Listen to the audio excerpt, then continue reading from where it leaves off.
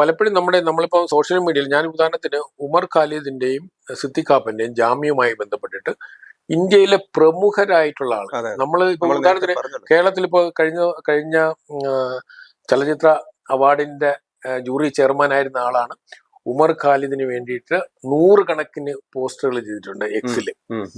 അതുപോലെ കപിൽ സിബലിനെ പോലെയുള്ള ആൾക്കാർ, ജയറാം രമേശിനെ പോലുള്ള ആൾക്കാർ, അങ്ങനെ തുടങ്ങി നമ്മളെ ദേശീയ തലത്തിൽ അറിയപ്പെടുന്നവരെല്ലാവരും ഉണ്ട്. അപ്പം പൊതുസമൂഹം വിജിലന്റ് അല്ലാതെ വരുമ്പോഴാണ് ഈ പറഞ്ഞ ആളുകൾക്ക് ഇതിന് അനുകൂല അന്തരീക്ഷം ഉണ്ടാകുന്നത്. ഇതിന്റെ ഇമ്പാക്ട് ഉണ്ടാകുന്നത് ജുഡീഷ്യറിയിലാണ്.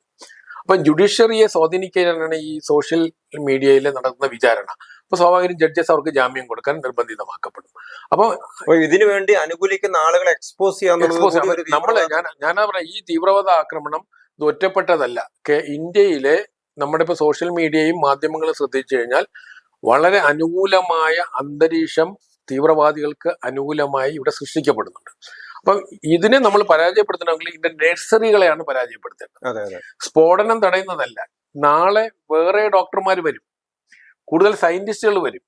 നമ്മുടെ IIT പോലുള്ള സ്ഥാപനങ്ങളിലൊക്കെ പഠിക്കുന്നവരുൾപ്പെടെയുള്ള വിചാരിക്കുന്നവരായിരിക്കും പലപ്പോൾ ആ ടൈപ്പ് സ്ഥാപനങ്ങളിൽ നിന്ന് വരുന്നവരെയും എക്സ്പെക്ട് ചെയ്യാൻ നമുക്ക്. അതായത് നമ്മൾ പറയുന്ന ടാലന്റഡ് ആയിട്ടുള്ള യൂത്തിനെ വഴിതെറ്റിച്ചു വിടാൻ മത നേതൃത്വത്തിന് കഴിയുകയും അത്തരം നഴ്സറികൾ നമ്മുടെ ചുറ്റുവട്ടം ഡെവലപ്പ് ചെയ്യുകയും അതിനാവശ്യമായ ബൗദ്ധിക അന്തരീക്ഷവും മീഡിയ സപ്പോർട്ടും കൊടുക്കുകയും നമ്മുടെ ജുഡീഷ്യറി പലപ്പോഴും ഇതിനോട് കണ്ണടയ്ക്കുക ചെയ്യുന്നത്. കാരണം സമൂഹത്തിന്റെ പൾസ് മീഡിയയിലൂടെ വരുമ്പോൾ ഒരു ജുഡീഷ്യറിക്ക് തന്നെ ബ്ലോക്ക് ചെയ്യാൻ പറ്റില്ല. അപ്പം ഗവൺമെന്റ് എത്ര ആത്മാർത്ഥത കാണിച്ചാലും തീവ്രവാദത്തെ നമുക്ക് പരാജയപ്പെടുത്തണമെങ്കിൽ ജനങ്ങൾ ഉണരണം.